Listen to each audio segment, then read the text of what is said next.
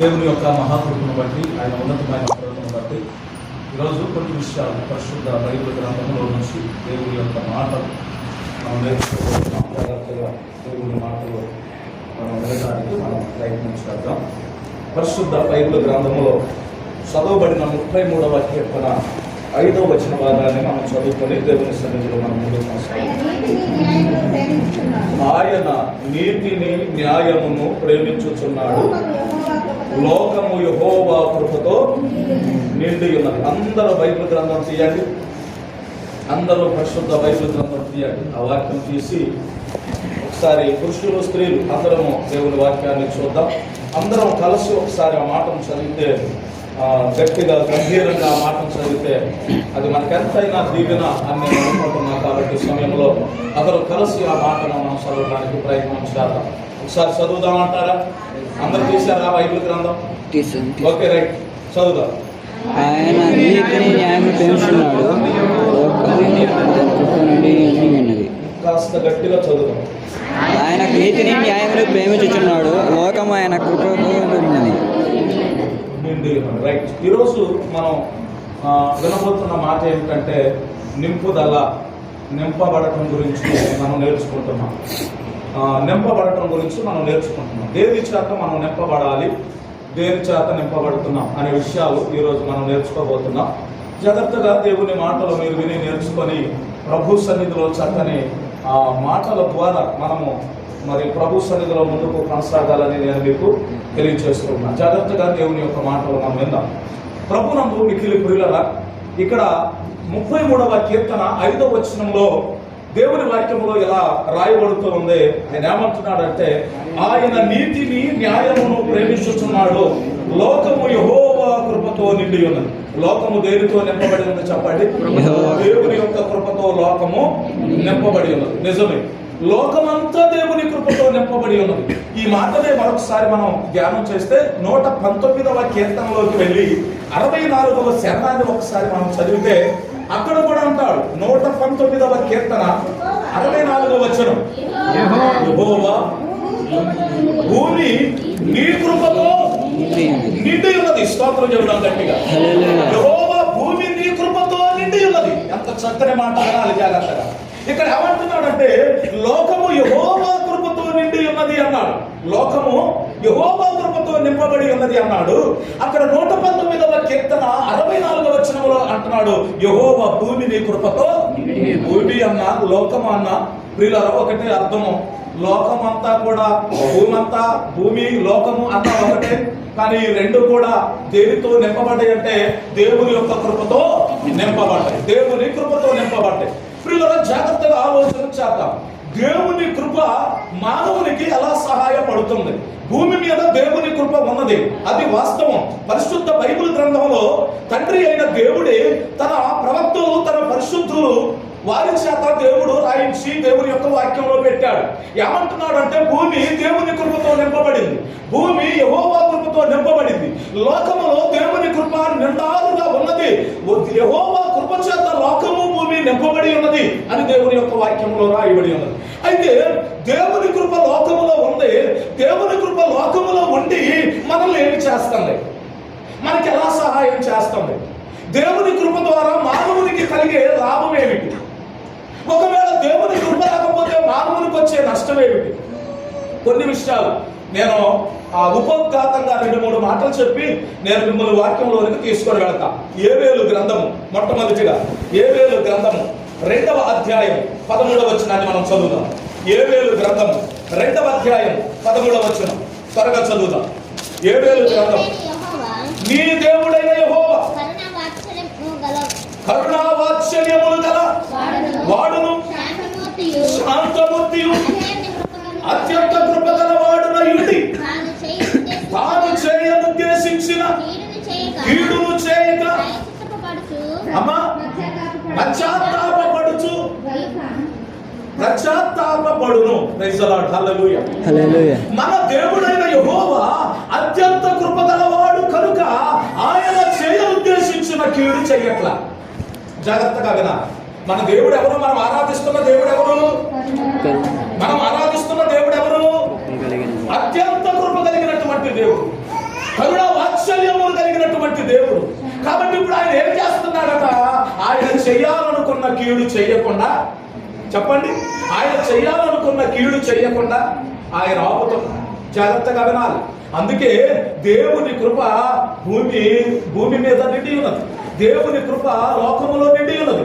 దేవుని కృప ఈ భూమి మీద లోకములో నిండి ఉన్నది. కాబట్టి ఆయన చెయ్యాలనుకున్న కీడు చెయ్యకుండా ఆయన మానకన్నాడు. స్తోత్రం చెప్పండి.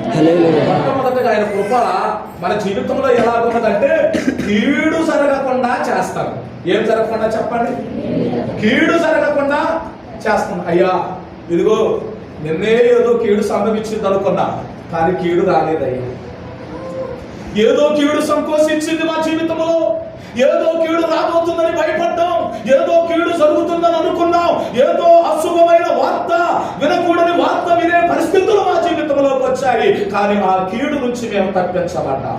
కారణం ఏమిటంటే దేవుడు అత్యంత కృపగలవాడు కాబట్టి ఆ కీడు నీకు జరగలేదు. విలాప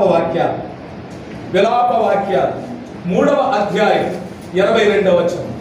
విలాప వాక్యాలు 3వ అధ్యాయం 22వ వచనం. యెహోవా కృపగలవాడు, ఆయన వాత్సల్యత ఎడతెగక నిలుచున్నది కనుక మనము నిర్మూలము కాకున్న వారము. చేతులెత్తి స్తోత్రం చెబుదాం. యెహోవా అత్యంత కృపగలవాడు కాబట్టి మనము చచ్చిపోవాలి. ఎంత మంచి మాట అది, ఆలోచించండి. ఎవరంటే ఆయన యెహోవా కృపగలవాడు కాబట్టి మనము నిర్మూలము కాలేదు. ఒకసారి ఆలోచించదా, ఎందుకు మనం నిర్మూలం కాలా? ఈ రోజు వరకు ఎందుకు బ్రతికున్నాం? ఈ రోజు వరకు ఎందుకు సజీవులుగా ఉన్నాం? ఈ రోజు వరకు ఎందుకు మనము దేవుని సన్నిధిలో ప్రాణముతో నిలిచి ఉన్నామంటే ఆయన కృపగలవాడు.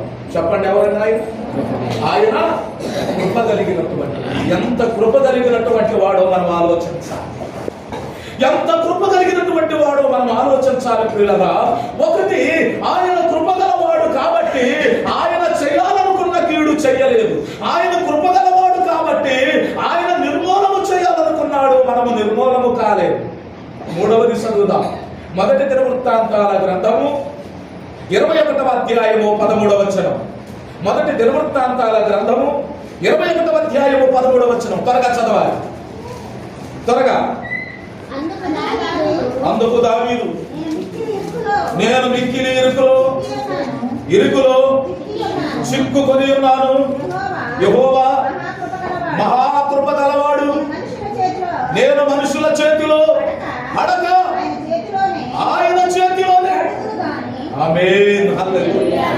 యెహోవా కృప గలవాడు కాబట్టి నేను ఇరుకులో చిక్కుకున్న మనుషుల చేతిలో పడకుండా దేవుని చేతిలోకి ఆయన నన్ను తీసుకున్నాడు. స్తోత్రం చెప్పాలి, గట్టిగా స్తోత్రం చెప్పాలి. ఎంత మంచి మాట మనం ఆలోచన చేద్దాం. జాగ్రత్తగా వినాలి. ఇప్పుడు వాక్యములోనికి మనం వస్తున్నాం. జాగ్రత్తగా వినండి. దేవుని కృప లోకములో నిండి ఉన్నది. దేవుని కృప భూమిలో నిండి ఉన్నది, భూమి మీద నిండి ఉన్నది. దేవుని కృప లోకములో భూమిలో నిండి ఉన్నది కాబట్టి ఆ కృప ప్రియులరా మనల్ని ఆవరించి, ఆ కృప మనతో ఉండి, ఆ కృప మనం వెన్నంటి ఉండి, ఆ కృప మనం వెళుతున్న మార్గాలలో ఉండి, ఆ కృప మనం చేస్తున్న పనుల్లో ఉండి, ఆ కృప మనకి ఎలా సహాయం చేస్తుందంటే ఆ కృప మనల్ని కీడులో పడకుండా చేస్తుంది. ఆ కృప నిర్మూలము కాకుండా చేస్తుంది. ఆ కృప మనల్ని ఇరుకులో పడకోకుండా చేస్తుంది. జాగ్రత్తగా వినాలి. కృప కీడును జరగకుండా చేస్తుంది. కృప మరణము నుంచి తప్పించి నిర్మూలము కాకుండా చేస్తుంది. ఆ కృపే మనల్ని ఏమి చేస్తుందంటే పిల్లరా, చిక్కుకోకుండా ఇరుకులో కాపాడుతుంది. కృప వలన, దేవుని కృప వలన 3 ఆశీర్వాదాలను దేవుని సన్నిధిలో మనం ధ్యానం చేసుకున్నాం. ఈ 3 ఆశీర్వాదాలు ఇరుకులో పడకుండా, కీడు సంభవించకుండా, మరణము రాకోకుండా దేవుని కృప భూమిలో నిండి ఉన్నది కాబట్టి ఆ కృప చేత మనము రక్షించబడుతున్నాం. ఆ కృప చేత మనం తప్పించబడుతున్నాం. ఆ కృప చేత బయటపడుతున్నాం. ఆ కృప చేత క్షణమాత్రములో మరణకరమైన పరిస్థితుల నుంచి తప్పించబడుతున్నాం. ఏమండి, మనం అందరం ఒక మాట చెబుతాం, ఎలా ఉన్నావు అని అంటే చెప్పే మాట ఏంటంటే ఏదో దేవుని కృపను బట్టి బాగానే ఉన్నారని. అమ్మా ఎలా ఉన్నావు? ఏదో దేవుని కృపను బట్టి సావలసిన వాళ్ళము, కానీ దేవుని కృపను బట్టి బ్రతికున్నాం. ఏదో దేవుని కృపను బట్టి నిన్న భయంకరమైన కీడు సంభవించేది, ఆ కీడు నుంచి ఆ పరమ తండ్రి అయిన దేవుడు మమ్మల్ని తప్పించాడు. కారణం ఏంటి? దేవుని, చెప్పండి అనండి, నోటితో అందరూ చెప్పండి ఆ మాట. దేవుని కృప అనాలి. దేవుని కృప. దేవుని కృప లేకపోతే మనకి ఏది కూడా అవ్వదు. ఇప్పుడు నేను వాక్యంలోకి వస్తా, జాగ్రత్తగా వినాలి. ఇప్పుడు దేవుని కృప భూమి మీద నిండి ఉన్నది కాబట్టి, దేవుని కృప భూమి నిండుకొని ఉన్నది కాబట్టి, దేవుని కృపతో లోకము నిండుకొని ఉన్నది కాబట్టి, మనుషులకు వచ్చే ఆపదలు, మనుషులకు వచ్చే కీడు, మనుషులకు వచ్చే ప్రాణాపాయమైన పరిస్థితులు, మనుషులకు వచ్చే అనార్థాలు, మనుషులకు వచ్చే రోగాలన్నిటి నుంచి తప్పించబడుతున్నా. అంతెందుకు ఒక మాట చెప్తా వినాలి. ఇప్పుడు చైనా దేశంలో కరోనా వైరస్ వచ్చింది. ఈ కరోనా వైరస్ ప్రపంచంలో కొన్ని దేశాల్లో వ్యాపించింది. అది మన భారతదేశానికి కూడా వచ్చింది అని చెబుతూ ఉన్నా. ప్రియులారా, మన అందరికీ ఒక వాగ్దానం ఉంది. ఏమిటి ఆ వాగ్దానం అంటే, ఐగుప్తీయులకు కలిగిన ఏ తెగులు నీ గుడారములో, ఆమె చెప్పండి గట్టిగా, ఐగుప్తీయులకు కలిగిన ఏ తెగులు, ఏ రోగము, ఏ శాపము మీ గుడారములోనికి రాదు, మీ పిల్లలకు రాదు, మీ భర్తలకు రాదు, మీ భార్యలకు రాదు, ఏ తెగులు మీ ఇంట నేను రానివ్వను అన్నారు. స్తోత్రం చెబుదాం. చేతులు కడుక్కో, మూతులకు కొట్లు కట్టుకో, నువ్వేదన్నా చెయ్యి. వైరస్ వచ్చిందంటే ఆపగలిగిన దమ్మెవుడు కన్నా ఉందా? ఒక్క మాట. కాబట్టి వైరస్ వచ్చింది, మూతి గుడ్డ కట్టుకున్నంత మాత్రాన ఆగుద్దా? చేతులు కడుక్కున్నంత మాత్రాన ఆగుద్దా? వైరస్ నుంచి విడిపించాలి, వైరస్ నుంచి తప్పించబడాలి, వైరస్ను నిర్మూలన చేయాలంటే ఏ మానవుని యొక్క చేతిలో లేదు, కానీ జీవము కలిగిన దేవుడు దాన్ని ఆపగలడు. స్తోత్రం చెబుదాం. కరువును ఆపగలిగిన దేవుడు, ఐగుప్తీయులకు తెగులు రాకుండా ఆపగలిగిన దేవుడు, తొలుసులు పిల్లలు సాపకుండా ఆపగలిగినటువంటి దేవుడు, శరీరంలో రోగాలు రుగ్మతలు రాకుండా కురుపులతో నిండిపోయిన దేహాలను స్వస్థపరిచినటువంటి దేవుడు యేసుక్రీస్తు ప్రభు ఒక్కడే. స్తోత్రం చెబుదాం.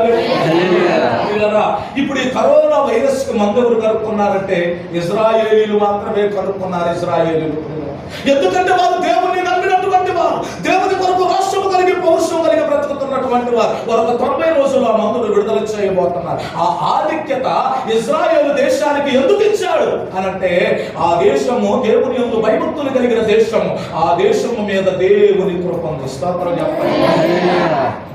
ఇప్పుడు కృప కావాలి మనకి. ఏం కావాలి చెప్పండి? కృప. కృప లేకపోతే మనం పాడుకుంటాం, నీ కృప లేని క్షణము, నీ దయ లేని క్షణము నేనేమవుతునో. ఆయన కృప లేకపోతే, ఆయన యొక్క దయ లేకపోతే మనం ఏమైపోతామో మనం తెలియనటువంటి పరిస్థితులు. ఇప్పుడు దేవుని కృప లోకములో నిండిపోయి ఉన్నది, దేవుని కృప భూమి మీద నిండిపోయి ఉన్నది, దేవుని కృప మనుషుల మీద ఉంది. మరి మనం దేనితో నిండుకున్నాం? మనం దేనితో నిండుకున్నాం? ఒక్క మాట మనం ఆలోచన చేద్దాం, ఒక్క నిమిషం మనసు పెడదాం. మనం దేనితో నిండుకున్నాం? మన దేశం, మన ప్రాంతాలు, మన హృదయము, మన చేతులు, మన గుండెలు, ఏమిటి మన తలంపులు, మన ఆలోచనలు దేనితో నిండుకొని ఉన్నవి? ఈరోజు మనం కొన్ని నిమిషాలు దేవుని మాటలను క్షుణ్ణంగా పరిశీలన చేద్దాం. మొట్టమొదటి మాట చెప్తా నేను. ఆదికాండం 6వ అధ్యాయము 11వ వచనాన్ని మనం చదువుదాం. ఆదికాండము 6వ అధ్యాయము 11వ వచనం. భూలోకము దేవుని సన్నిధిని చెడిపోయి ఉన్నది, భూలోకము బలాత్కారముతో నిండెను. దేనితో నిండిపోయిందంట? దేవుని కృప భూమితో నిండి ఉంటే ఇప్పుడు భూలోకము ఒక పక్కన ఏమి నిండుకొని ఉన్నదట చెప్పాలి? బలాత్కారముతో నిండి ఉన్నది అనండి. భూమి దేనితో నిండిపోయి ఉంది? బలాత్కారముతో నిండిపోయింది. అంటే బలాత్కారం అంటే ఏంటో చెప్పండి. బలాత్కారం అంటే ఏంటో చెప్పాలి. బలాత్కారము అంటే ఏంటి? బలాత్కారం అంటే ఏంటి? దౌర్జన్యం అంటారు దాన్ని. బలాత్కారం అంటే ఏంటి? చెప్పలేమా? దౌర్జన్యమేనా బలాత్కారం అంటే? అవునా కాదా? బలాత్కారముతో భూమి బలాత్కారముతో నిండిపోయి ఉన్నది, అంటే దౌర్జన్యముతో నిండిపోయి ఉన్నది. ప్రియులారా, భూమి అంతా కూడా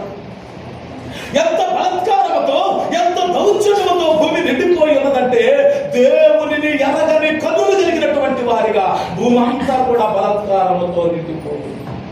ప్రియులారా, ఆలోచన చేయండి. ఎందుకు ఈ భూలోకంలో భయంకరమైన చట్టాలు వస్తున్నాయి? నిర్భయ చట్టాలు ఎందుకు వస్తున్నాయి భూమి మీద? ఒకసారి మనసు పెడదాం. నిర్భయ చట్టం ఎందుకు భూమి మీద తీసుకొచ్చా? భారతదేశంలో, ప్రపంచంలో ఎందుకు కొత్త కొత్త చట్టాలు, ఎందుకు కొత్త కొత్త ప్రియులారా ఆ కొత్త కొత్తమైనటువంటి మరి కమాండ్మెంట్స్, చట్టాలు ఎందుకు ఈ భూమి మీద ప్రపంచంలో ఎందుకు వస్తున్నాయి? ఆలోచన చేద్దాం. అసలు మన భారతదేశంలో ఎందుకు ఈ కొత్త చట్టాలు వస్తున్నాయి? నిర్భయ చట్టం రావడానికి గల కారణం ఏమిటి? నేనంటున్నా సేవకుడిగా, భూమి బలాత్కారముతో నిండిపోయింది. నేనేమంటున్నానంటే భూమి కాదు, అసలు మనుషుని యొక్క హృదయమే బలాత్కారముతో నిండిపోయింది. మానవుని యొక్క హృదయాలు దౌర్జన్యముతో నిండిపోయింది. మనుషుల యొక్క హృదయాలు బలాత్కారముతో నిండిపోయింది. అందుకే ఈ కొత్త కొత్త చట్టాలు భూమి మీద వస్తున్నాయి. నోరెరగని పసి పిల్లలు, పిల్లలు, నెలలు నిండినటువంటి పిల్లలు, సంవత్సరాలు నిండినటువంటి పిల్లలను కొంతమంది చూడండి ఆ దేవుని యొక్క సన్నిధిలో మనం ఆలోచన చేసినట్లయితే ఆలోచన రహితంగా దౌర్జన్యముతో బలాత్కారముతో పిల్లలను పాడు చేసి చంపేస్తూ ఉన్నారు. కారణం ఏమిటో తెలుసా? భూమి మీద బలాత్కారము నిండిపోయింది. భూమి మీద కాదు, అసలు మానవుని యొక్క హృదయమే బలాత్కారముతో నిండిపోయి ఉన్నది. స్త్రీలు, పురుషులు బలాత్కారముతో నిండిపోయారు. అందుకే భయంకరమైన చట్టాలు భూమి మీద రావలసినటువంటి పరిస్థితులు వచ్చాయి. ఆలోచన చేయండి. ఒక మాట చెప్తా, దేవుని యొక్క సన్నిధిలో మనం చదువుతాం పిల్లగా. లూకాసు సువార్త 17వ అధ్యాయము 26వ వచనాన్ని మనం చదువుదాం. లూకాసు సువార్త 17వ అధ్యాయము 26వ వచనం. 26వ వచనం. నోవాహు దినములలో జరిగినట్లు మనుష్య కుమారుని దినములలో జరుగును. నోవాహు ఓడలోనికి వెళ్ళిన దినము వరకు జనులు తినుచు, త్రాగుచు, పెళ్ళాడుచు, పెళ్ళకి ఎవరుచు ఉన్నారు. అంతలోనే జలప్రళయం వచ్చేసి వారందరినీ నాశనము చేసేసి. వింటున్నారా? భూమి బలాత్కారముతో నిండిపోయింది. ఎలా ఉన్నారట? ఆలోచించండి ప్రియులారా. నోవాహు దినాల్లో ఎలాగున్నదో మనుష్య కుమారుని దినాల్లో అలా జరగబోతుంది. నోవాహు దినాల్లో ప్రజలు ఎలా ఉన్నారు? దేవుని భయము బొత్తిగా వారిలో లేదు. భూమి బలాత్కారముతో నిండిపోయింది. వారు తినటానికి, వారు త్రాగటానికి, వారు పెళ్లి చేసుకోవటానికి, వారు పెళ్లికి ఇవ్వబడటానికి ఇష్టపడుతున్నారు, కానీ దేవునిని మాత్రం ఆరాధించడానికి ఇష్టపడతారు. కారణం భూమి బలాత్కారముతో నిండిపోయింది. ఏమి జరిగింది? అంతలోనే జలప్రళయం వచ్చిందంట. ప్రజలందరినీ కూడా నాశనం చేసేసి. ఇప్పుడు మనం చూస్తూ ఉన్నాం కరోనా వైరస్. ఇది బహుభయంకరమైనటువంటిది ప్రియులారా, బహుభయంకరమైనది. ప్రపంచంలో ఇది ఇప్పుడు ప్రజలందరినీ గడగడ వణికించేస్తావు. ఆలోచన చేయండి. చైనా దేశంలో ఒక ఎంత జంతువులు పట్టుకుంటున్నారు వలలేసి. ఇంత జంతువులను పట్టుకున్నట్లు వలలేసి ముఖానికి మాస్కులు వేసి వాళ్ళని పట్టుకొని బంధించి కాళ్ళు చేతులు కట్టేసి తీసుకెళ్తున్నారు హాస్పిటల్లో. మీకు తెలుసా, ఒక దేశంలోనైతే ఒక వ్యక్తికి కరోనా వైరస్ వచ్చిందని, వీడి వల్ల ఈ దేశమంతా కరోనా వైరస్ వచ్చిందని వాడు కాల్చి చంపేసేసాడు. ఎంత భయంకరమైన దినాల్లో మనం ఉన్నామో ఆలోచన చేయాలి పిల్లగా. దేవుని వాక్యము ఈ రోజు భిన్నంగా మారుతుంది మానవుని యొక్క జీవితాలను. కారణం ఏమిటి? భూమి బలాత్కారముతో నిండిపోయింది. నోవాహు దినాలలో ఎలా ఉన్నదో ఒకసారి మీరు ఆలోచన చేయండి. అదే పరిస్థితులు మనుష్య కుమారుని యొక్క జీవితంలో జరగబోతున్నాయి. సొదొమ గొమొర్రా పట్టణాలను ఒకసారి మీరు జ్ఞాపకం చేసుకోండి. ఆ పట్టణాలు ఎలా ఉన్నాయి? కింద వచనంలో మనం చదివినప్పుడు ప్రియులారా, అగ్ని గంధకముల చేత సొదొమ గొమొర్రా పట్టణాన్ని దేవుడు నాశనం చేసేశాడు. కారణం ఏమిటో తెలుసా? భూమి బలాత్కారముతో నిండిపోయింది. స్త్రీలు వివాహం చేసుకుంటున్నారు, పురుషులు వివాహం చేసుకుంటున్నారు. విచ్చలవిడిగా అప్పుడు ఆ ప్రజలు బ్రతుకుతున్నారు. భూమి బలత్కారముతో నిండి. పిల్లల ఆలోచన చేయండి.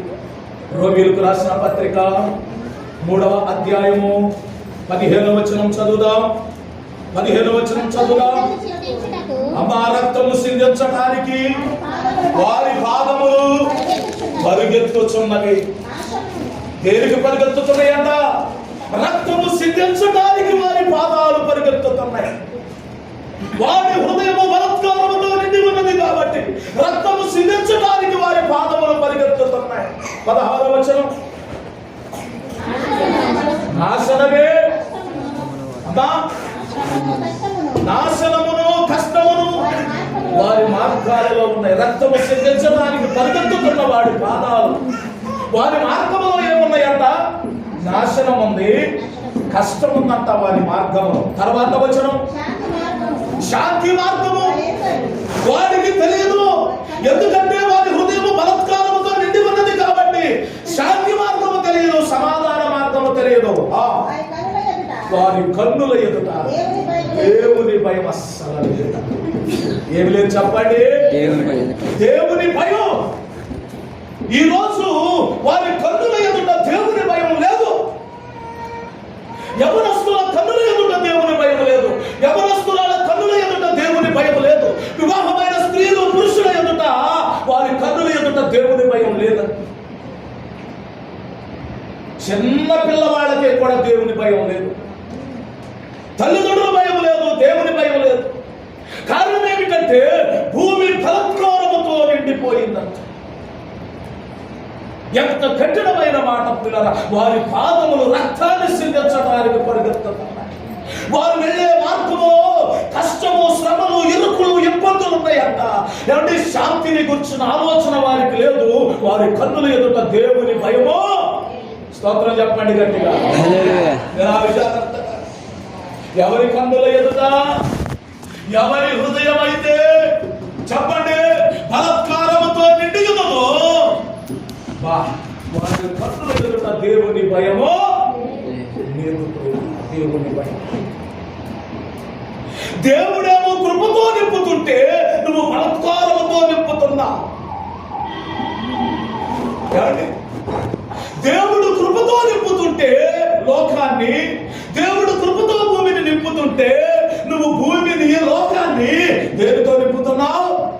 బలత్కారముతో, దౌర్జన్యముతో నింపుతున్నావు. ఆలోచించండి. పరిశుద్ధ బైబిల్ గ్రంథములో మరొక మాటను చదువుతాం. ద్వితీయోపదేశ కాండము 31వ అధ్యాయము 29వ వచనం. ద్వితీయోపదేశ కాండము 31వ అధ్యాయము 29వ వచనం. 29వ వచనం. ఏలయనగా 31:29 ద్వితీయోపదేశ కాండము.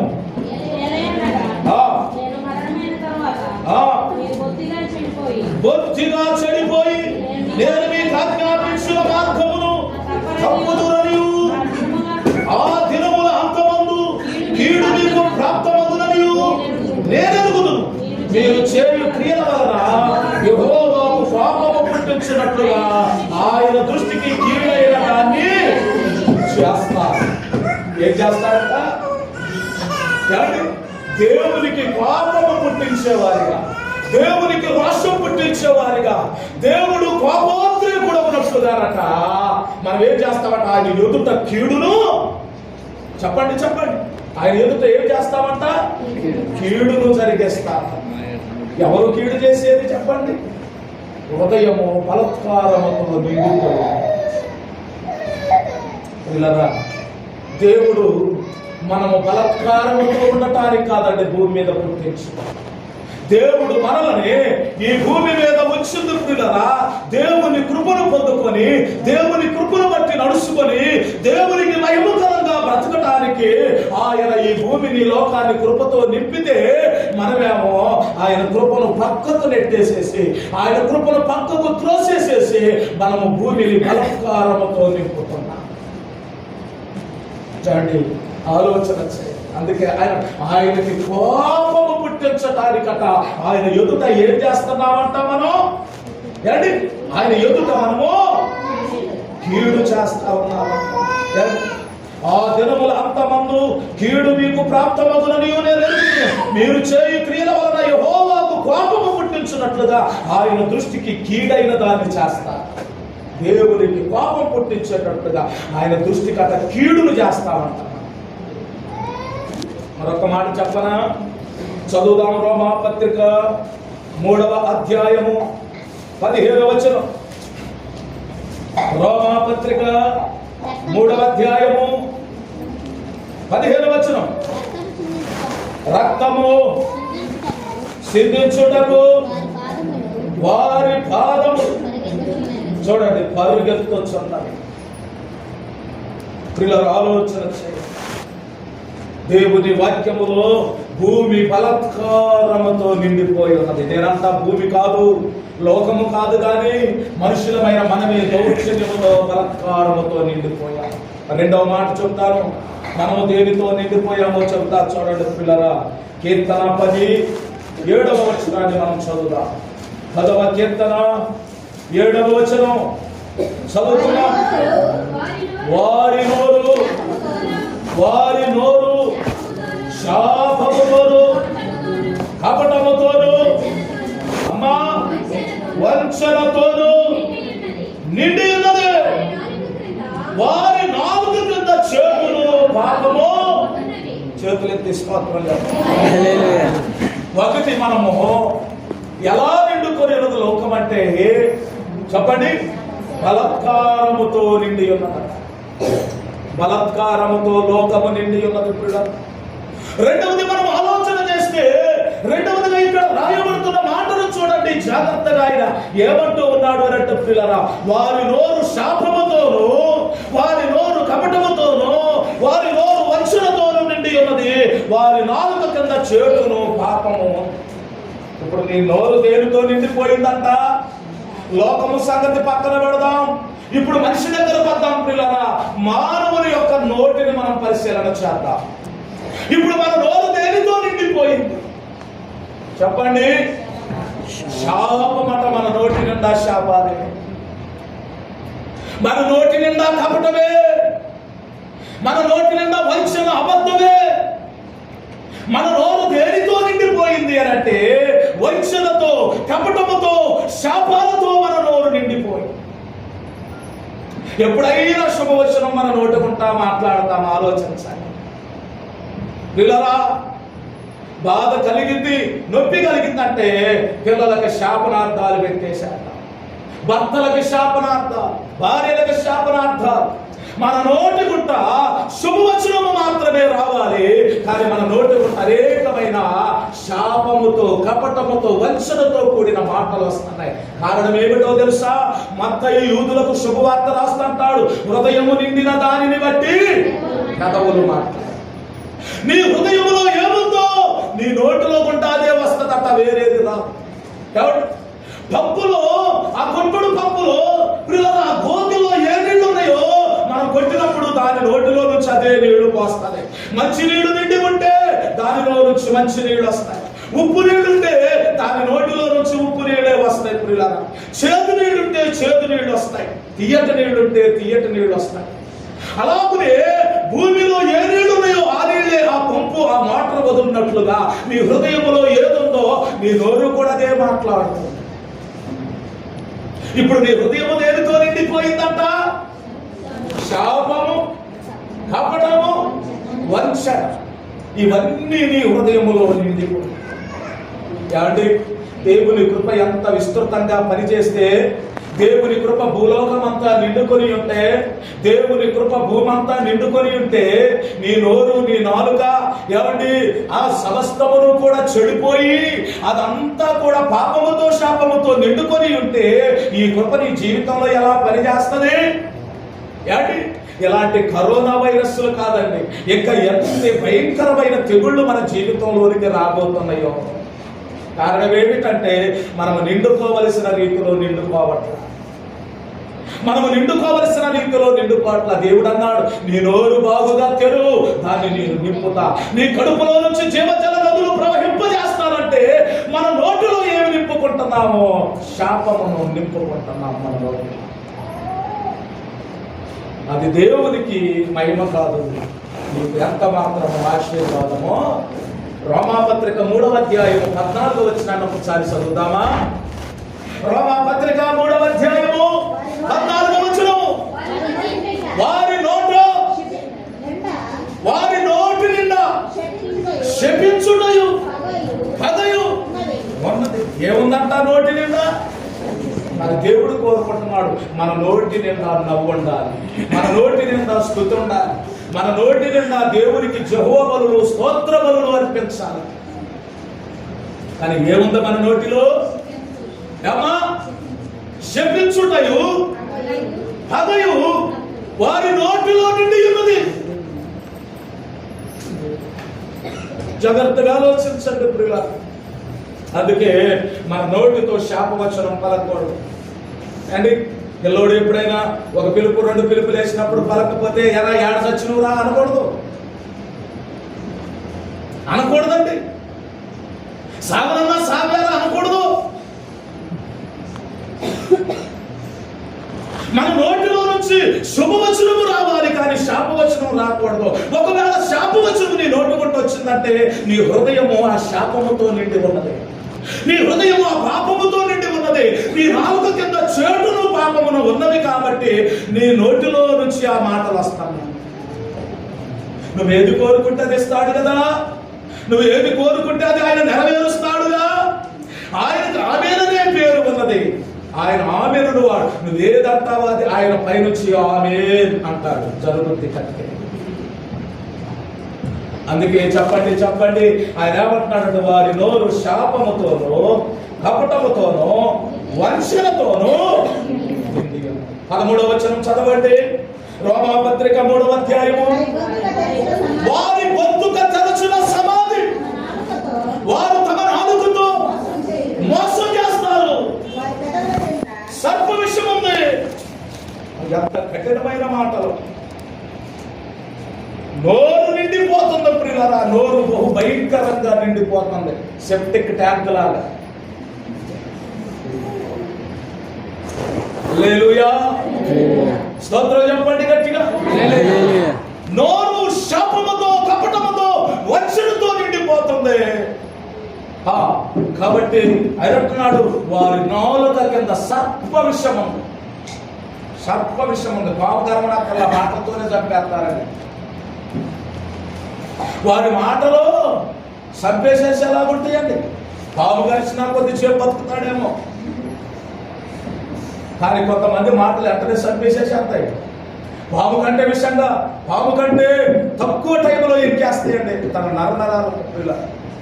అందుకే ఆయన మాట్లాడుతున్నాడు, చాలా జాగ్రత్తగా మనం ఆలోచన చేయాలి. దేవుని వాక్యము చాలా విలువైంది. వారి నోరు శాపముతోను కపటముతోను వంచనతోను నిండి ఉన్నది. ఒకటి చెప్పండి, దేవుడేమో కృపతో లోకాన్ని నింపుతున్నాడు, దేవుడేమో కృపతో భూమిని నింపుతున్నాడు. మనమేమో దేనితో నింపుతున్నాం చెప్పండి? ఏమండి? బలత్కారముతో నింపుతున్నాం, కపటముతో వంచనతో మన నోటిని. 3వ మాట చెప్పనా? పరిశుద్ధ బైబిల్ గ్రంథంలో కీర్తనాకారుడైన దావీదు మాట్లాడుతున్న మాటను మరొకసారి మనం ప్రియులారా చదువుకుందాం. దేవుని వాక్యాన్ని 26వ కీర్తన 10వ వాక్య భాగాన్ని మనం చదువుదాం. 10వ వాక్య భాగాన్ని. వారి చేతుల్లో దుష్కార్యములు కలవు, వారి కుడి చెయ్యి లంచముతో నిండి ఉన్నది. చేతులెత్తి స్తోత్రం చెప్పండి. ఏమండి? దేశమేమో బలత్కారముతో నిండి ఉన్నది, నోరేమో వంచన కపటము శాపముతో నిండి ఉన్నది. ఇప్పుడు చేతులు దేనితో నిండి ఉన్నాయట? చేతులు దేనితో నిండి ఉన్నాయట? లంచముతో నిండి ఉన్నాయి. చేతులు ఎత్తి స్తోత్రం చెప్పండి. దేనితో నిండి ఉన్నాయి చేతులు? లంచముతో నిండి ఉన్నాయి. లంచము. ఇదిగో ఈ పని చేస్తావా? ఈ పని చేస్తాను. ఈ పని చేస్తే నాకేమిస్తావు? హల్లెలూయా. ఈ పని చేస్తే నీవు నాకేమిస్తావు? లంచముతో నిండిపోయినాయండి చేతులు. ఎంతమంది ఉద్యోగస్తులు లంచానికి ఆశపడి వారి ఉద్యోగాలు పోగొట్టుకుంటున్నారు? ఆలోచన చేయండి. లంచం లంచం. ఇక్కడ దాకా వెళ్ళొద్దాంరా, ఏమిస్తావు నాకు? ప్రతి దానికి లంచం, ప్రతి మాటకి లంచం, ప్రతి పనికి లంచం, ప్రతి దానికి లంచము. ఈ లోకంలో ప్రతి మానవుడు ఆలోచిస్తాడు. అసలు లంచము దేవునికి ఇష్టమా?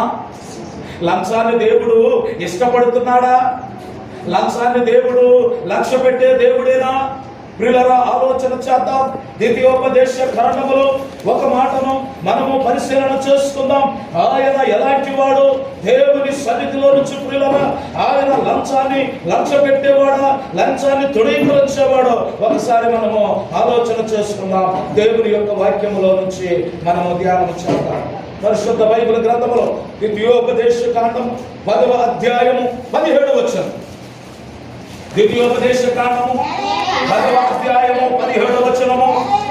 యాలయనగా నీ దేవుడైన యెహోవా పరమదేవుడును పరమ ప్రభువునై ఉన్నాడు. ఆయనే మహాదేవుడు, పరాక్రమవంతుడు, భయంకరుడైన దేవుడు. ఆయన నరుల ముఖమును లక్ష్య పెట్టని వాడు, లంచము పుచ్చుకొనని వాడు. స్తోత్రం చెప్పండి. మన దేవుడు ఎవరు చెప్పరేమా? మన దేవుడు ఎవరు? లంచము పుచ్చుకొనని. మరి మనం ఎలా ఉన్నాం?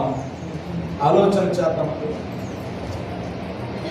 ఎవరి పనిని బట్టి వారు లంచమును పుచ్చుకునేటటువంటి పరిస్థితుల్లో కనబడుతుంది.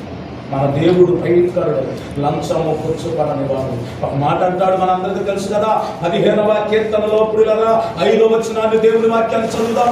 కీర్తన 15 5వ వచనాన్ని ఒకసారి చదువుదాం. తన ద్రవ్యమును బట్టి తీయడు, నిరపరాధిని చెరుపుటకు. మంచిని చెడని, చెడును మంచి అని చెప్పాలి పంచాయతీలో. అప్పుడు లంచం కావాలి. అరే నీ పక్షాన్ని నేను మాట్లాడతాను, నాకేంటి లంచం? ఒక లాయర్ కూడా తప్పును మంచి చేయాలి, ఆ లాయర్ కూడా లంచం తీసుకుంటాడు. పోలీస్ స్టేషన్లో లంచం. ఇప్పుడు ఎక్కడికి వెళ్ళినా ఏమన్నా చెప్పండి. ప్రతి గవర్నమెంట్ ఆఫీసులో లంచాలు జరుగుతున్నాయి. లంచం లంచం లంచం. మన దేవునికి ఇష్టం కాదేంటో తెలుసా? ఇప్పుడు మనం చూస్తే ప్రియులారా, భూలోకము బలాత్కారముతో నిండిపోయింది. మానవుని నోరు అంతరంగమట చూడండి, కపటముతో, మోసముతో, వంచనతో నిండిపోయింది. మనిషిని చెయ్యి లంచముతో నిండిపోయాం. నిర్గమాకాండము 23వ అధ్యాయము 8వ వచనాన్ని చదువుతాం. నిర్గమాకాండము 23వ అధ్యాయం 8వ వచనం. లంచము తీసుకోకూడదు. లంచము దృష్టి గలవానికి. చూసారా, ఎవరైనా లంచం తీసుకుంటే వాళ్ళు గుడ్డోడైపోతారు. ఏమైపోతారు? గుడ్డోడైపోతారు, అందహీనులైపోతారు, కన్నులు కనబడవు, వారి బ్రతుకంతా చీకటే. ఇంకా ఒక విషయం చెప్తా చూడండి. సామెతల గ్రంథం 15వ అధ్యాయం 27వ వచనం. సామెతల గ్రంథం 15వ అధ్యాయం 27వ వచనం. లోబి తన ఇంటి వారిని బాధ పెట్టును,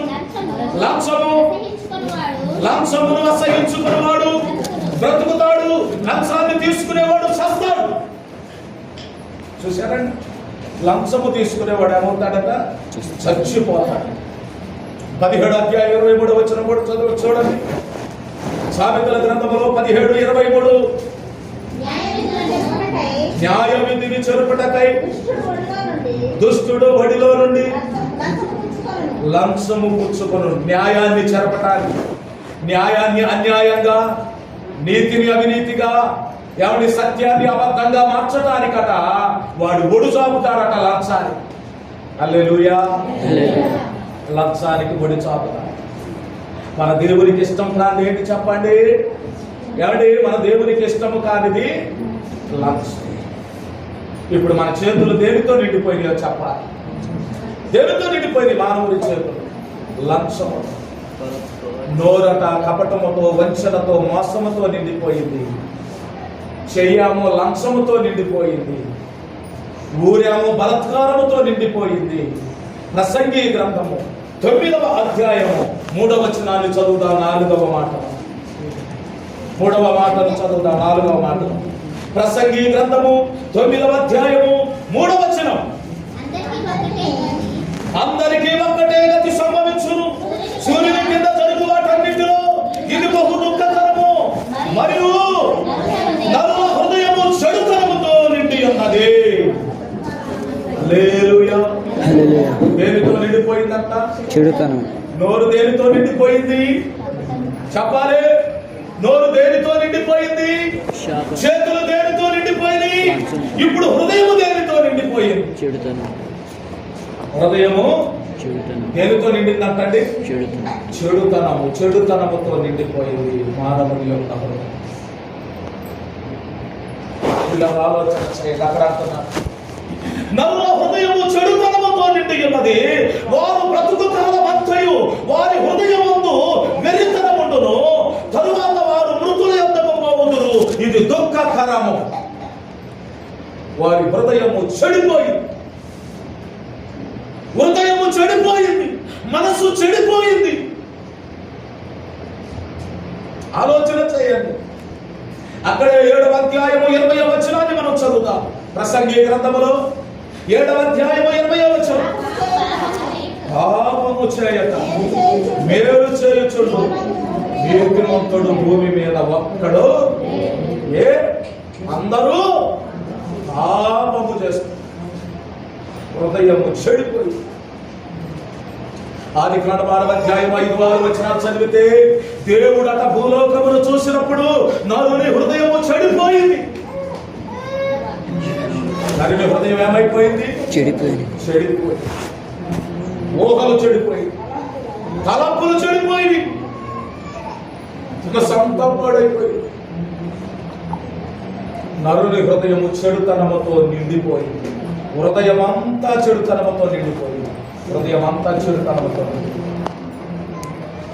ఎంత భయంకరమైన పరిస్థితి. అందుకే ఆయన అంటాడు రోమా పత్రికలో, దేవుని వాక్యం పరిశీలన చేస్తుంటే మార్కు సువార్తలో 7వ అధ్యాయం 20వ వచనాన్ని ఒకసారి చదువుదాం. మార్కు సువార్త 7వ అధ్యాయము 20వ వచనాన్ని చదువుదాం. లోపల నుండి బయలువెళ్ళునవి మనుషుని అపవిత్రపరచును, లోపల నుండి అనగా మనుషుల హృదయములో నుండి దురాలోచనలు, చారత్వము, దొంగతనములు, నరహత్యలు, వ్యభిచారములను, లోపములను, చెడుతనములు, కృత్రిమమును, కామవికారమును, మత్సరమును, దేవదూషణయు, అహంభావమును, అవివేకమును వచ్చును. ఈ చెడ్డవన్నీ లోపల నుండి బయలు వెళ్ళి మనుషుని అపవిత్రపరచును. మనుషుని అపవిత్రపరుస్తున్నది. మనుషుని అపవిత్ర. ఎక్కడి నుంచి అంట ఇవన్నీ? లోపల నుండి. అంటే మనుషుని యొక్క హృదయములో నుండే బయటికి వెళ్తుంది. అంటే ఈ హృదయములో ఏముందంట? చెడిపోయిన స్వభావం ఉంది, చెడుతనం ఉంది, కృత్రిమం ఉంది, కామవికారం ఉంది. హృదయము చెడుతనముతో నిండిపోయింది. చూడండి రోమా పత్రిక ఒకసారి 1వ అధ్యాయము 29వ వచనాన్ని కూడా మనం చదువుదాం. చూడండి రోమా పత్రిక 1వ అధ్యాయము 29వ వచనాన్ని కూడా మనం చదువుకుందాం. అట్టివారు సమస్తమైన దుర్నీతి చేత, దుష్టత్వము చేత, లోపము చేత నిండుకొని మత్సరమును, నరహత్యను, కలహమును, కపటమును నిండిన వారై అమ్మా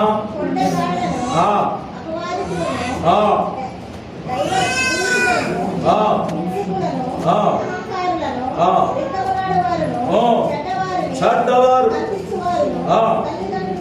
తల్లిదండ్రులకు అవిధేయులను, అవివేకులను, మాట తప్పని వారును, అనరాగరహితులను, నిర్దయులను అయిరి ఇన్ని కార్యములను అభ్యసించువారు మరణమునకు తగిన వారు.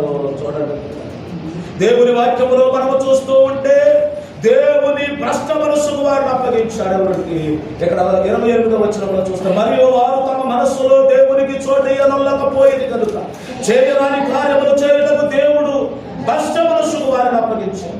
అట్టి వారు సమస్తమైన దుర్నీతి చేతను, దుష్టత్వము చేతను, లోపముల చేతను, ఈర్ష్య చేతను నిండుకున్నారట. నువ్వు దేనితో నింపబడుతుంది? హృదయము చెడుతనముతో నిండుతుంది. చివరిగా ఒక్క మాట చెప్పనా?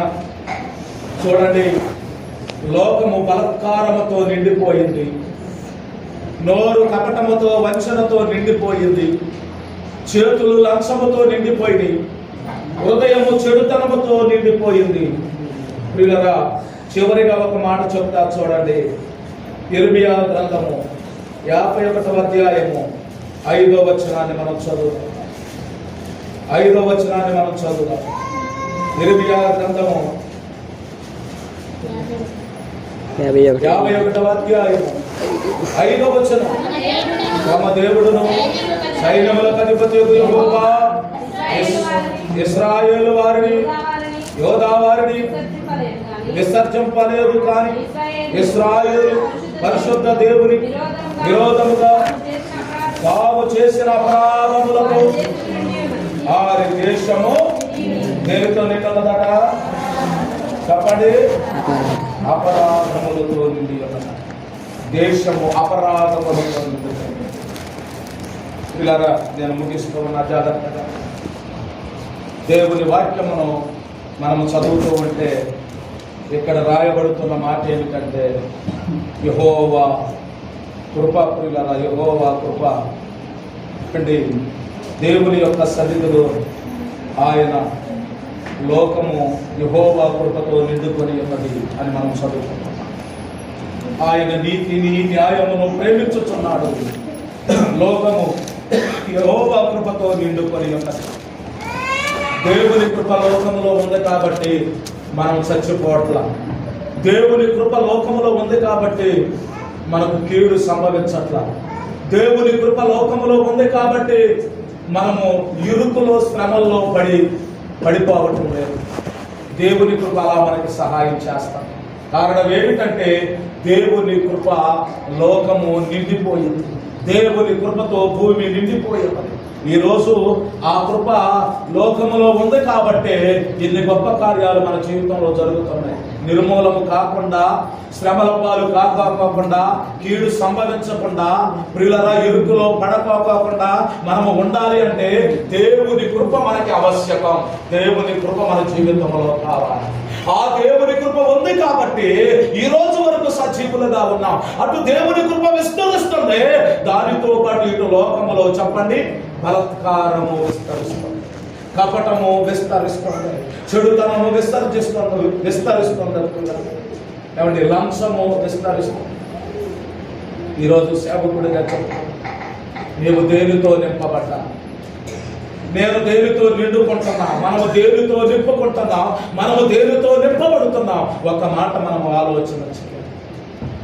ఒకవేళ మనము బలత్కారముతో నింపుకున్నట్లయితే, ఒకవేళ లంచముతో మనం నింపబడుతున్నట్లయితే, ఒకవేళ మన హృదయము చెడుతనముతో నింపబడుతున్నట్లయితే, ఒకవేళ అపరాధముల చేత నింపబడుతున్నట్లయితే, ప్రియులరా ఒకవేళ మనము జాగ్రత్తగా ఆలోచన చేస్తే మన నోరు కపటముతో, వంచనతో, మోసముతో నింపబడుతున్నట్లయితే దేవుని కృప ఎంత మాత్రమును మన జీవితంలో పనిచేయదు. ఇప్పుడు లాస్ట్గా చదువుకున్న మాట ఏమిటో తెలుసా? వారి దేశము అపరాధములతో దేనితో నిండుకొని ఉన్నదట? అపరాధం.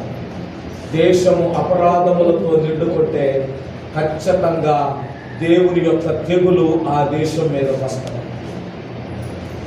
దేవుని తెగులు, దేవుడు పంపించే వైరస్, దేవుడు పంపించే తెగులు, దేవుడు పంపించే ఆ శాపము అడ్డగించటం ఈ లోకములో ఎవరి వల్ల కాదు, కానీ దేవుని పిల్లలు, దేవుని సేవకుల వల్ల మాత్రం అవుతుంది. దేవుని ప్రజల వల్ల అవుతుంది. ప్రార్థన చేయాలి, ఉపవాసం ఉండాలి, ప్రభువుని అడగాలి. అయ్యా, మా దేశం మీదకి తెగులొద్దు, మా సంఘం మీదకి తెగులొద్దు, మా ప్రజల మీదకి అపరాధం వద్దు నాయనా అది ప్రభు సన్నిధిలో నడుము కట్టుకొని ఉపవాసం ఉండి ప్రార్థించవలసిన బాధ్యత భారం మన మీద ఏమండి అంటున్నాడు. దేశము అపరాధాలతో నిండిపోయింది. మనం ప్రార్థన చేస్తాం చాలాసార్లు, ఒకరి అపరాధములు మేము క్షమించినట్లు మా అపరాధములను మీరు క్షమించండి. ఒకరి రుణములు మేము క్షమించినట్లు, ఒకరి అప్పులు మేము క్షమించినట్లు మా అప్పులను మన్నించండి, మమ్మల్ని శోధనలోకి తేక దుష్టుల నుంచి తప్పించండి. అది ఏదో ప్రభు నేర్పిన ప్రార్థన చేస్తాం, కానీ వీళ్ళని క్షమించే మనస్సు మన జీవితంలో ఉంది. అందుకే దేవుని సన్నిధిలో అపరాధముల చేత, మీ పాపముల చేత మీరు సచ్చిన వారై ఉన్నారంటాడు ఎఫెసీయులకు రాసిన పత్రిక 5వ అధ్యాయం 2వ వచనం. మీ పాపముల చేత, మీ అపరాధముల చేత సచ్చిన వారై ఉన్నారు. దేశము అపరాధములతో నింపబడి ఉన్నదట. వింటున్నారా? మానవుడి చెయ్యి లంచముతో, మానవుని నోరు కపటము వంచనతో, మానవుని హృదయము చెడుతనముతో, మన యొక్క ప్రాంతమంతా కూడా బలత్కారముతో, అపరాధములతో నిండి ఉన్నారు. ఇప్పుడు దేవుని కృప ఎంత విస్తృతంగా ఉంటే అండి, దేవుని కృప ఎంత విస్తృతంగా ఉంటే, దేవుని కృప భూమి మీద నిండుకుంటే, దేవుని కృప లోకములో నిండుకుంటే, మనమేమో బలత్కారాన్ని నింపుతున్నాం, దేవుడు కృపను నింపుతున్నాం. ఏదో ఒక రోజు దేవుడు కృప నింపటం ఆపేస్తాడు. సంఘములో కృప నింపటం, కుటుంబంలో కృప నింపటం, వ్యక్తుల జీవితంలో కృప నింపటం, మన జీవితంలో కృప నింపటం, మన ప్రయాణాల్లో, మన చదువుల్లో, మన ఉద్యోగాల్లో కృప నింపటం ఆపేస్తాడు.